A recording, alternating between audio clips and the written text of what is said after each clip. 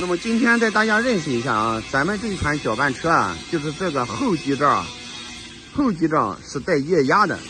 同样都是搅拌车，这一个细节你是看不到的。